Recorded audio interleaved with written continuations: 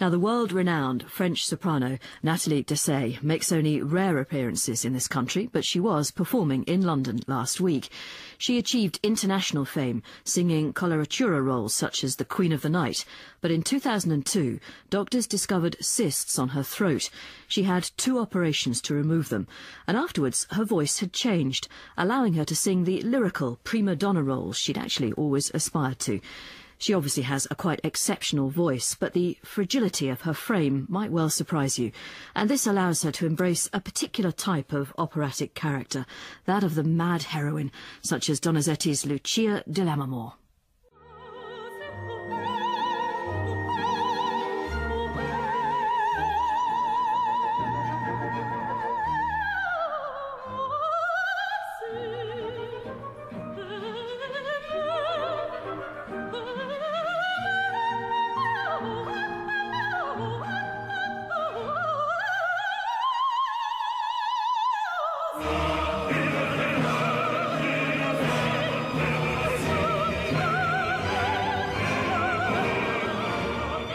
So tell us then, what attracts you to roles like Lucia di Lammermoor? Why go for something like that? First of all, the music, and then the travel.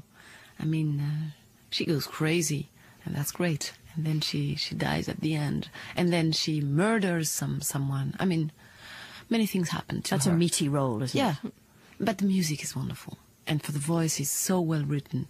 Your career as an opera singer is more or less dictated, isn't it, by your type of voice? Is it really hard to cross into the kind of roles you really love to do? Yes, and I had to wait for that. I had to wait 15 years to do Lucia and 20 years to do Traviata. And was that frustrating? Yes, of course. But I was lucky enough to do also interesting roles and funny roles like the doll in the Tales of Hoffmann or the Queen of the Night. I mean, for a while it's interesting. After a while it's boring.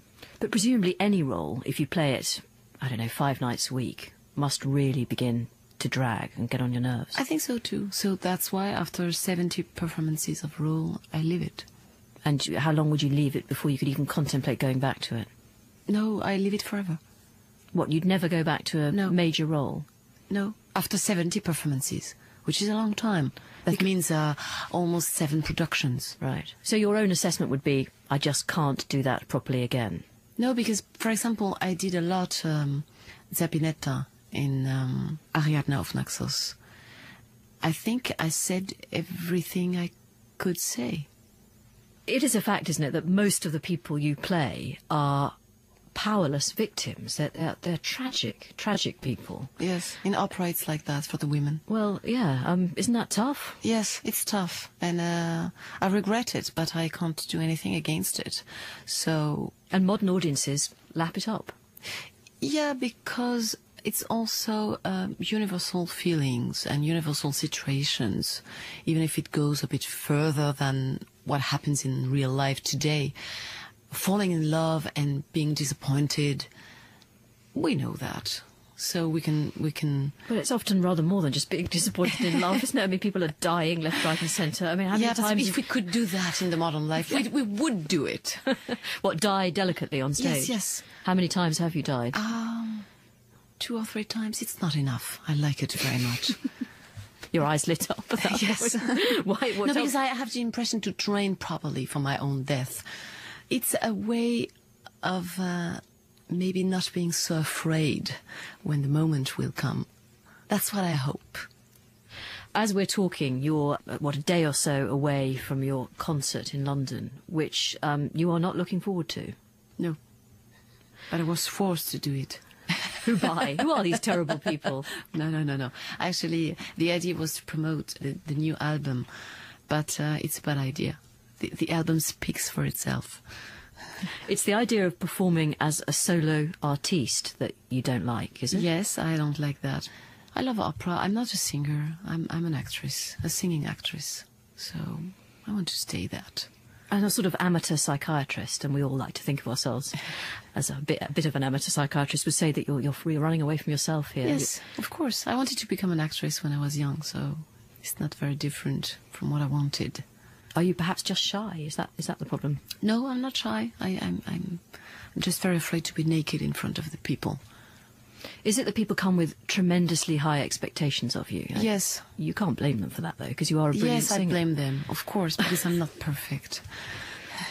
Obviously, your career changed as a result of the problems, the operations you actually had in your throat. They had quite an impact on the way your voice sounded, didn't they? Yes, it is much better now than what it was. Even if it's more difficult, it's more interesting. It must have been so worrying for you when you knew you had a problem. You weren't quite sure what it was. Yes, it's like for an athlete with an injury. You don't know how long the rehab will take, and if you will recover, and if you will be able to sing again like before, or better or less. I mean, that was difficult, but it's very interesting also. You are, I don't think you're not ashamed of this. You're 42, aren't you now? Yes. Is that the great age for an opera singer?